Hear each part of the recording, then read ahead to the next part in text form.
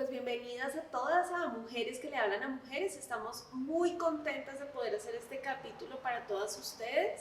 Hoy nos acompaña Mara Viveros, es una docente universitaria que ha dado la lucha por el reconocimiento de otros marcos de interpretación que aporten a esta conversación feminista. Y bueno, Mara es una feminista afro-latinoamericana que ha tenido una trayectoria y un recorrido muy importante, sobre todo para abrir estos caminos, para que entre todas pensemos cómo podemos construir una mejor postura feminista que sea más integradora de todas las personas. Así que Mara, muchas gracias por acompañarnos en este espacio. Pues el agradecimiento es mío, Diana, realmente es una oportunidad increíble de poder conversar en torno a estos temas. Sí, muchísimas gracias. Bueno, pues hoy tenemos un tema súper interesante que estoy segura que les va a encantar. El primero es sobre la interseccionalidad, esa palabra que nos suena a veces como tan rara, pero bueno, ¿eso qué es? ¿Qué aporta el concepto de interseccionalidad para las feministas? Pues mira, lo primero que yo quisiera señalar es que en realidad la interseccionalidad se refiere básicamente a una comprensión de las relaciones de poder como relaciones imbricadas. Es una forma de comprender la dominación social como una hidra de mil cabezas, podríamos decir. Entonces, cuando hablamos de una hidra de mil cabezas, la dominación no se puede entender de forma unidimensional, sino multidimensional. Esto, digamos, sería como brevemente una definición. Pero en realidad las mujeres feministas, desde hace muchos años, en distintos contextos, ya habían entendido la necesidad de entender la dominación social de esa forma imbricada. Y eso puede remontarse incluso hasta la ex-esclavizada Sojourner Truth, en 1847, cuando ella reclama para ella su reconocimiento como mujer, siendo una mujer esclavizada. Y ella lo que hace es mostrar cómo la definición de feminidad se había construido con base en la experiencia de las mujeres de clase media, WASP, de los estados, ¿sí? Pero en ese momento no diríamos WASP, pero era con base a las mujeres amas de las esclavas. Nunca imaginábamos que la feminidad también podía corresponder a mujeres que trabajaban como hombres y que eran tratadas no como mujeres, sino como hembras. Bueno, eso sería una parte del asunto, pero más precisamente, ya en la segunda mitad del siglo XX, la colectiva del río Combahee, que estaba conformada por mujeres racializadas como afroestadounidenses, también lesbianas y empobrecidas, emprendieron una lucha y escribieron una declaración que invito a leer, realmente la declaración de la colectiva del río Combahee, donde ellas muestran que realmente la injusticia es indivisible y que en ese sentido todas las dominaciones se co-construyen, se retroalimentan y que es imposible realmente alcanzar la justicia sin entenderlas como una maraña que hay que desanudar en su conjunto.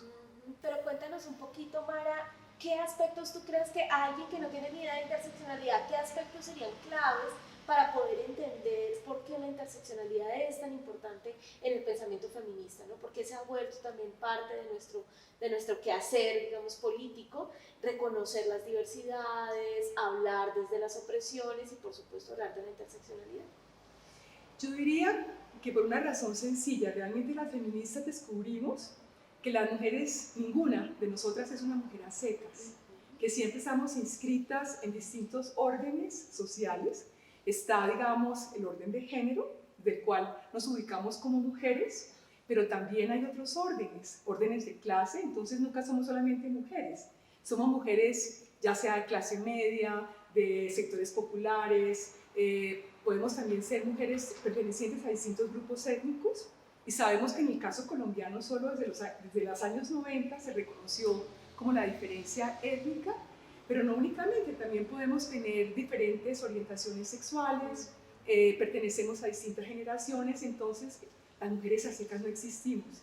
Y la interseccionalidad permite que demos cuenta de esa diversidad y que realmente el feminismo sea una lucha que comprenda las demandas de todas las mujeres, jóvenes, viejas, con situaciones de discapacidad y sin ellas, indígenas, afros, mestizas. Entonces, para poder dar cuenta de eso, tenemos que tener una aproximación interseccional, porque, digamos, la perspectiva de género no daría cuenta de las opresiones que viven todas las mujeres en su conjunto de Colombia. Es eso. También la interseccionalidad nos ha enseñado un poco a pensar que incluso dentro de grupos homogéneos no somos iguales. Incluso todas las mujeres negras pues no son iguales, también hay unas que han tenido privilegios de clase, de educación, ¿verdad? ¿Cómo crees tú que podemos aportar a ese análisis, digamos, para que eso no solamente se quede en la reflexión de las feministas, sino que llegue a otros sectores, incluso a nivel internacional, que ha sido tan complicado a veces que se reconozcan estas diversidades de las mujeres, ¿no? Es cierto. Bueno, yo diría que todo grupo social es heterogéneo. Entonces tienes toda la razón, y solamente desde una exotización de las mujeres indígenas o afrodescendientes las imaginamos como iguales. Tú sabes que a veces decimos, ay, vi una persona oriental. ¿Cómo era? Pues tenía los ojitos rasgados, y los vemos a todos iguales. Eso es una exotización. Y realmente las mujeres blanco-mestizas han tenido derecho a la singularidad y tienen nombres propios, pero cuando hablamos de las mujeres afros, de las mujeres indígenas, pensamos como un grupo. ¿Sí ves? Sí. Entonces esta, digamos, heterogeneidad sí ha sido un privilegio. Ha sido un privilegio de las mujeres blanco-mestizas de sectores educados, las que reivindican un nombre propio y una singularidad. Pero lo que queremos es que esa singularidad sea el caso de todas las mujeres sin excepción. Y a nivel internacional es muy interesante, por ejemplo, hablar que lo afro es una cuestión diaspórica, porque lo afro no se puede entender únicamente en términos locales, sino sus conexiones con el Caribe, por ejemplo. Cuando hablamos de las mujeres raizales, estamos reconociendo que hay diferencias entre el Caribe continental y el Caribe insular, pero que, digamos, lo afro, por ejemplo, es diaspórico, pero igual sucede con los indígenas a lo largo de todas las Américas, y ha habido reuniones también maravillosas de mujeres indígenas a lo largo de estas Américas. Hay una cosa que tú mencionabas ahorita, es el tema de la justicia, ¿no? De las opresiones, y bueno, cómo está ahí esa centralidad de poder entender también ese sujeto y ese lugar de enunciación que es distinto, ¿no? Desde donde estamos ubicadas. Estamos en un país que firmó un acuerdo de paz justo ahorita hace 5 años, ¿cierto? Que decimos algunas mujeres, bueno, esto es como un bien público también, porque ahí le pusimos mucha intención desde la agenda política feminista, desde la agenda política de derechos de las mujeres, pero también otras pensamos que a veces nos queda faltando cómo incorporar ese enfoque interseccional en la lectura de la paz, porque claro, está claro que ni la paz ni la guerra ha sido neutral para las mujeres, ¿verdad? Que ahí hemos tenido, digamos, tanto la guerra como la paz ha generado un impacto diferente en las mujeres, digamos, por decirlo en este conjunto homogéneo, no homogéneo de las mujeres, ¿no? Pero ¿cómo incorporamos entonces ese enfoque interseccional en esta construcción de la paz que nos ha costado tanto y que nos sigue costando tanto? Sí, yo creo que la paz nos va a seguir costando. Entre otras cosas, que nos toca entender que la paz no significa la ausencia de guerra. Y en ese sentido, la paz como proyecto no puede ser sino un proyecto multidimensional. La paz tiene muchas aristas. Hemos hablado, por supuesto, del problema de la tierra. Entonces, en ese sentido, por supuesto que el asunto de la reforma agraria es central en el acuerdo de paz. Pero no únicamente.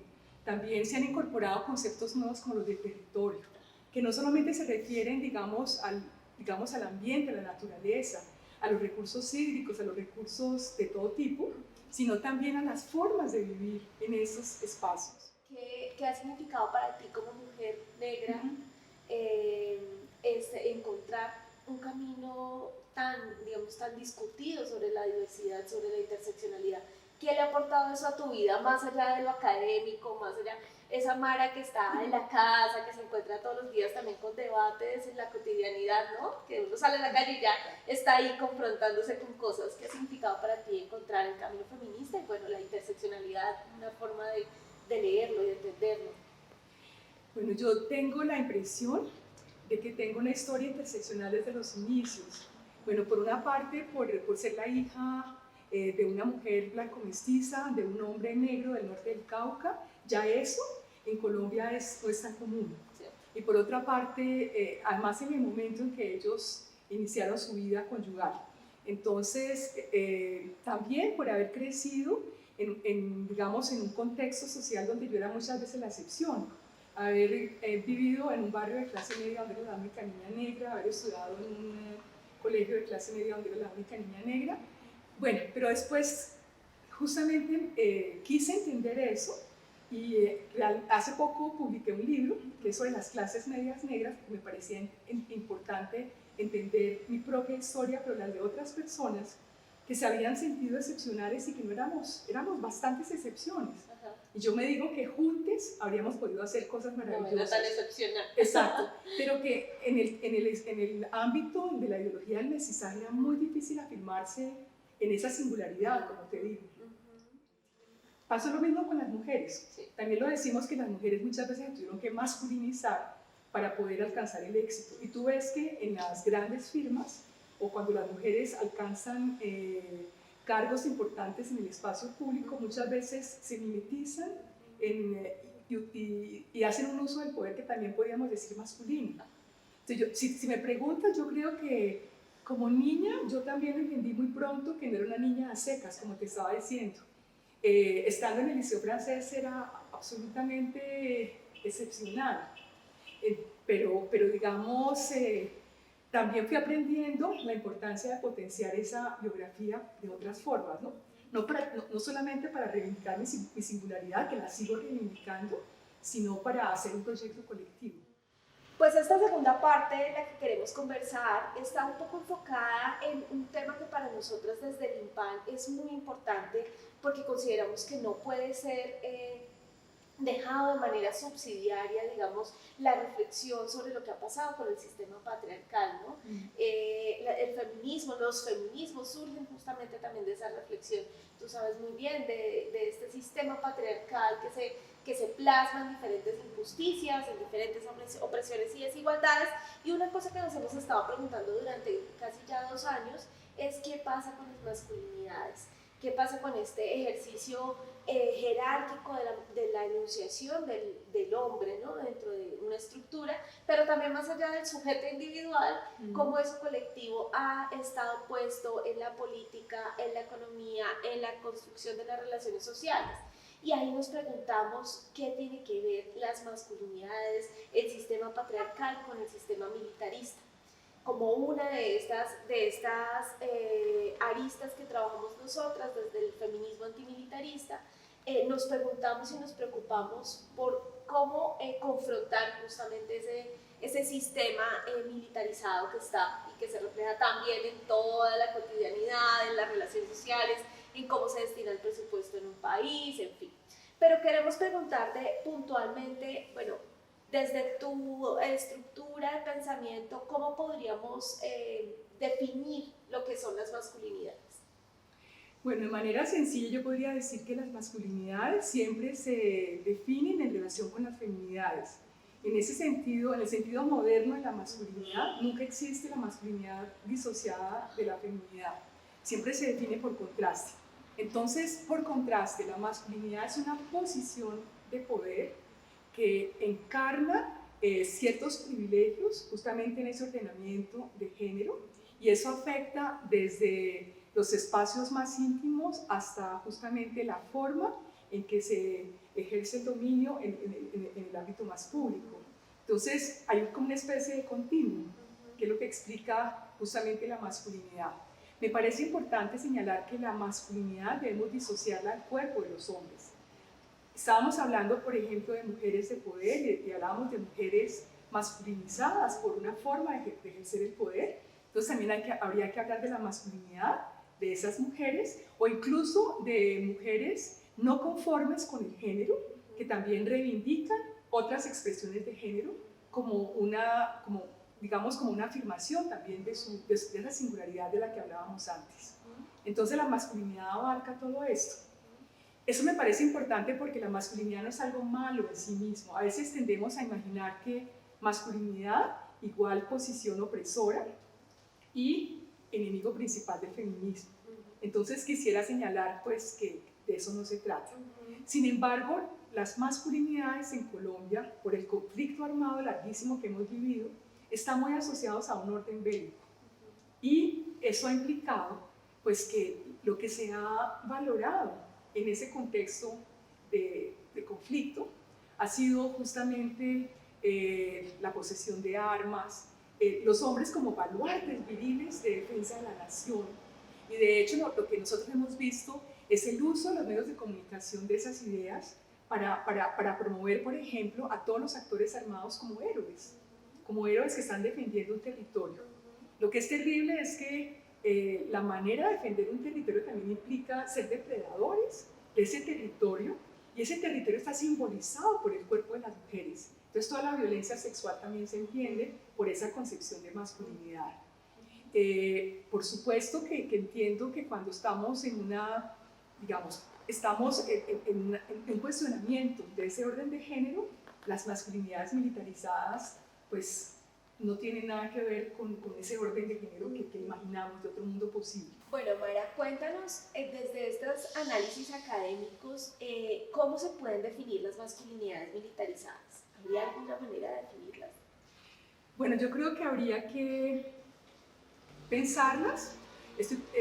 Creo recordar que Darío Muñoz Onofre habla de masculinidades bélicas, no tanto militarizadas, pero es lo mismo. Sí. Son las masculinidades que han sido modeladas para la guerra, y que eso implica varias cosas, entre otras, transformar ese umbral en relación con la aceptabilidad de la violencia. Es una pedagogía de la crueldad, si hablamos en términos de Rita Segato. Entonces, estas masculinidades militarizadas son masculinidades que valoran un heroísmo asociado al porte de armas y a la eliminación, a la eliminación del conflicto a partir de la supresión del otro, de la otra. ¿Tú crees que eso, más allá, digamos, del conflicto armado, también tiene rasgos en las relaciones de poder que se generan en los entornos familiares, sociales, o solamente estaría asociado al conflicto armado, al conflicto sociopolítico? Yo creo que de todas maneras el orden de género ya es un orden violento. En ese sentido se presta para patrones de masculinidad militarizada. No son los únicos, pero hay contextos que intensifican esa posibilidad. Yo creo que el contexto colombiano, marcado por profundas desigualdades sociales y por un largo conflicto, efectivamente estimula el desarrollo de ese tipo de masculinidades, porque hablábamos de la masculinidad como un proyecto. Entonces, ese guión tiene mucho que ver con desigualdades sociales, o sea, jerarquías. Las jerarquías y digamos, la mantención de esos privilegios implica siempre violencia. Además, ha sido de esa forma en que se ha garantizado el monopolio de la dominación. Y la apropiación de los cuerpos de las mujeres. Digamos, nosotros hemos venido avanzando en esa reflexión, y lo que hemos encontrado es, por ejemplo, que una masculinidad militarizada es más cercana a tener rasgos, por ejemplo, violentos contra las mujeres de las comunidades, ¿no? A promover la apropiación del cuerpo de las mujeres, hasta tan solo alzar la voz en diferentes espacios, tomarse el uso de la palabra, ejercer esos patrones que vienen de la estructura militar, evidentemente, de el hombre es el que manda, ¿cierto? Y yo tengo el poder sobre la otra generalmente, ¿no? Entonces hemos visto también esos rasgos en la cotidianidad, tal como tú lo señalas, que van, vamos, tejiéndose a partir de ese proyecto, ¿no? De ese proyecto de masculinidad.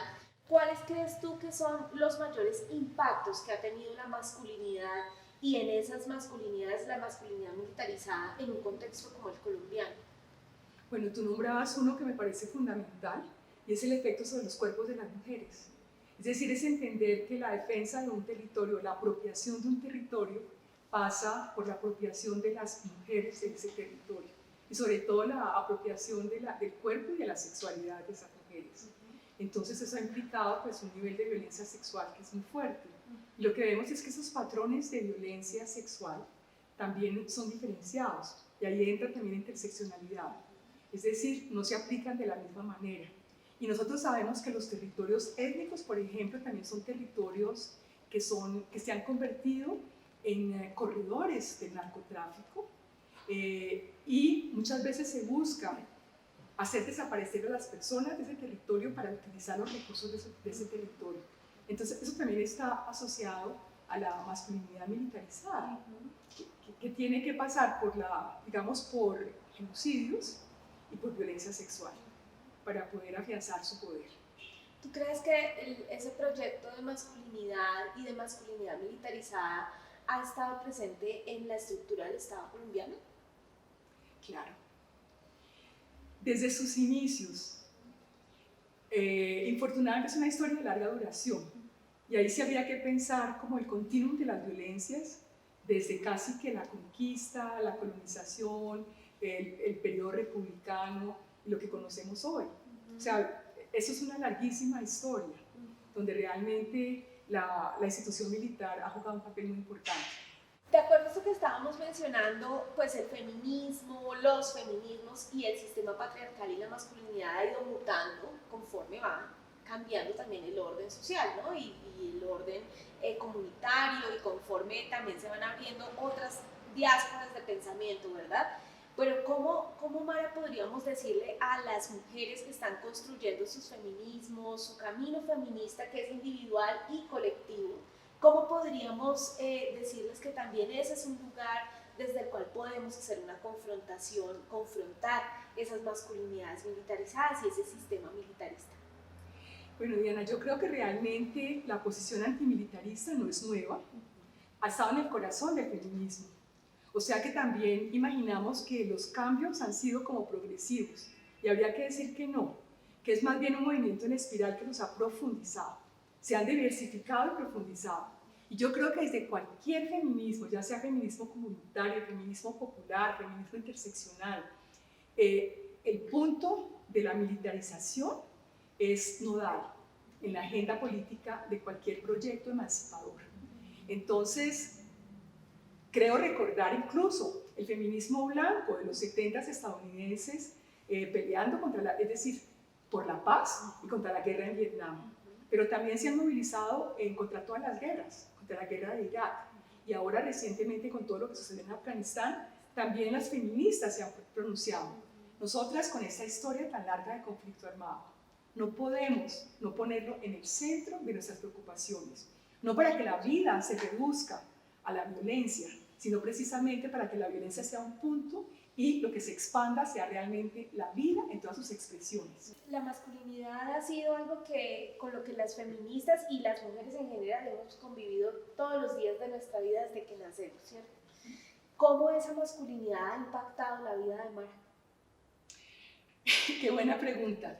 Bueno, yo creo que hay que recordar que somos hijas de, hermanas de, vecinas, y tengo la experiencia positiva con mi padre. Yo creo que eso es importante en la relación que tenemos con los hombres y las masculinidades. Por otra parte, para mí, el feminismo negro y su perspectiva no separatista siempre me enseñó que era posible encontrar pacto de solidaridad con algunos hombres. Era importante poder desafiarlos con una voz feminista sin rebajarlos. Entonces, desde esa posibilidad de solidaridad, me he acercado a los hombres y las masculinidades. Entonces, sí, han sido importantes en mi vida. Yo también debo muchas cosas a muchos hombres. He construido cosas con hombres, pero no cualquier hombre. Es decir, lo que quiero decir es que no lo hice porque eran hombres, sino porque eran hombres diferentes, que también tenían, de alguna manera no eran cómplices de esa masculinidad que quiere obtener réditos patriarcales, sino que también tenían mucha distancia de esos réditos patriarcales y también los cuestionaban. Pero yo creo que es bienvenida la relación con ese tipo de hombres, y ese tipo de hombres existe y existe hoy. Entonces, me parece importante que sepamos también verles y escucharles. A veces también tenemos prejuicios y imaginamos que no existen. Entonces, es una invitación también a que digamos, a la posibilidad de escucharles y saber que existen. Sobre todo, escucharnos como diferentes sujetos, como entender nuestros lugares de enunciación y, por supuesto, hacer estas reflexiones feministas que van desde lo cotidiano, desde lo que vivimos en el día a día de nuestras casas, hasta, por supuesto, las reflexiones académicas, que también son políticas, por supuesto, y que nos hacen construir un mejor país donde sea posible vivir en dignidad para los hombres y las mujeres. Mara, muchísimas gracias por este espacio, y bueno, invitamos a todas y a todos a que escuchen, por favor, todas las conferencias, charlas de esta profesora maravillosa que hoy nos regala un poquito de su sabiduría para construir feminismos más potentes para las mujeres. Muchas gracias, Mara. Y yo agradezco a ustedes la generosidad, porque todo el trabajo que ustedes hacen merece todo mi respeto, y como te decía hace un rato, el feminismo académico no puede ser una pieza de museo. Así que esa conexión con lo que sucede en los territorios es fundamental para que el feminismo siga siendo un proyecto vivo. Entonces, muchas gracias. Muchas gracias.